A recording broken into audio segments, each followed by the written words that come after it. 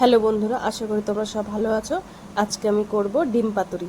ডিমগুলোকে সিদ্ধ করে মাঝখান দিয়ে চিড়ে আমি নুন, হলুদ, লঙ্কা বাটা,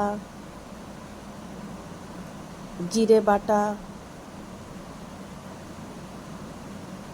আর আগে থেকে করে রাখা নারকেলের দুধটা ওই ডিমের সিদ্ধ করা ডিমের উপর ছড়িয়ে দেব।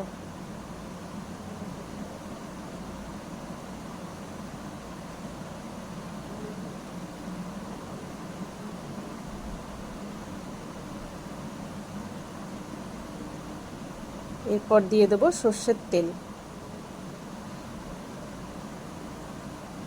কাঁচা লঙ্কা কুচি আর দেব চৈজাল।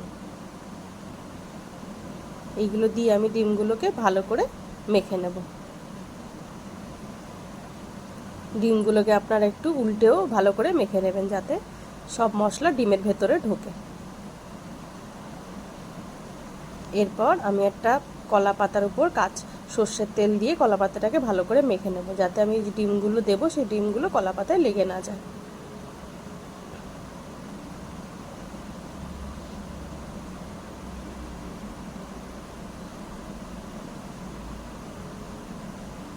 তারপর গ্যাসে একটা চাটু গরম করে চাটুটাকে গ্যাসটাকে একদম কমিয়ে দেব, বেশি বাড়িয়ে দেব না, তাহলে আমার ডিমগুলো সব পুড়ে যাবে। তারপর আর তেল মাখা ওই কলা পাতার উপর এক এক করে ডিমগুলো সাজিয়ে দেব।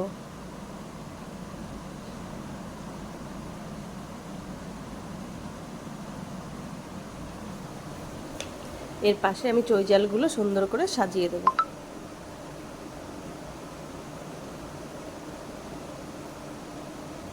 এরপর ওই নারকেলের দুধটা ওই মশলাগুলো আমি ডিমের মধ্যে সুন্দর করে ছড়িয়ে দেব, আর আলাদা করে কোনো জল দেব না। আপনারা গ্যাসটা একদম কমিয়ে রাখবেন, গ্যাসটা বাড়াবেন না, তাহলে ডিমগুলো একদম ছুটে ছুটে যাবে।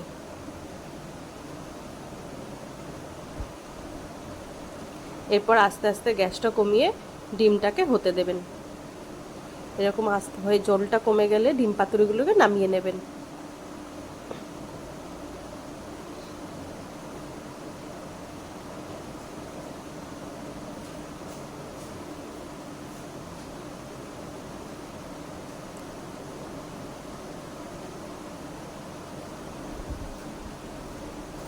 ওই একই রকমভাবে আরেকটা কলা পাতার তেল লাগিয়ে এই ডিম পাতুরির উপরে দিয়ে দেবেন, দিয়ে এইরকমভাবে ডিম পাতুরিটাকে উল্টে নেবেন।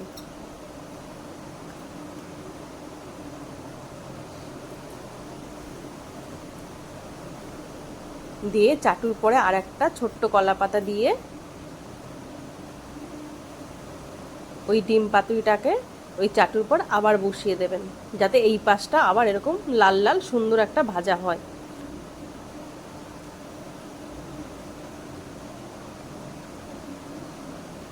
গ্যাসটা কমিয়ে তারপর আবার ডিম পাতুরিটাকে আস্তে আস্তে জাল দেবেন, বেশি জোরে জাল দেবেন না। তারপর এরকম লাল লাল একটা ভাজা ভাজা ভাব আসলে আমরা ডিম পাতুরিকে নামিয়ে নেব। আমার রেসিপিটা যদি আপনাদের ভালো লাগে লাইক কমেন্ট শেয়ার করবেন। আপনারা সবাই সুস্থ থাকবেন, ভালো থাকবেন।